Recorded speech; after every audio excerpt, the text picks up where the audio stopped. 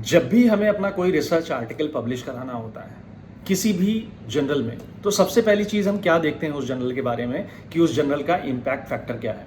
तो आज इस वीडियो में हम लोग यही बात करने वाले हैं कि इम्पैक्ट फैक्टर क्या होता है, किस तरीके से जर्नल सिलेक्शन को अफेक्ट करता है, या किस तरीके से जो हमारा पब्लिकेशन है वो किसी जर्नल में उसको किस तरीके से अफेक्ट करता है। तो इम्पैक्ट फैक्टर की अगर हम बात करी जाए तो इम्पैक्ट फैक्टर एक मीजरमेंट है कि how often article is published in a journal are cited within a given time frame.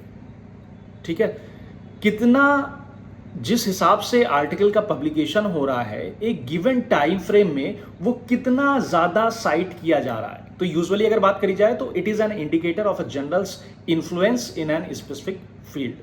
अगर कैलकुलेशन की बात करी जाए तो कहीं ना कहीं कोई ना कोई फॉर्मूला तो है ही जिससे इम्पैक्ट फैक्टर किसी पेपर का किसी जर्नल का कैलकुलेट किया जाता है। जैसे किसी का 2 है, किसी का 3 है, किसी का 6 है।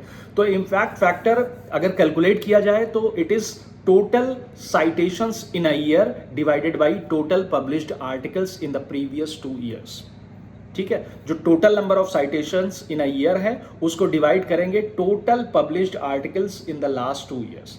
ठीक है, तो उससे जो टर्म निकल के आएगा, जो नंबर निकल के आएगा, that is referred as impact factor.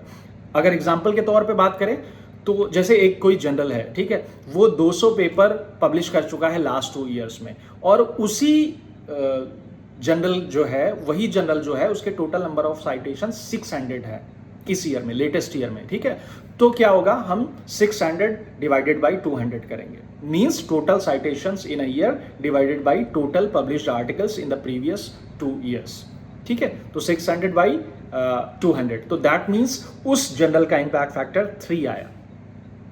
ठीक है, अब इम्पैक्ट फैक्टर कौन कैलकुलेट करता है? बेसिकली इम्पैक्ट फैक्टर किस चीज, कौन सी ऐसी बॉडी है जो इम्पैक्ट फैक्टर कैलकुलेट करती है?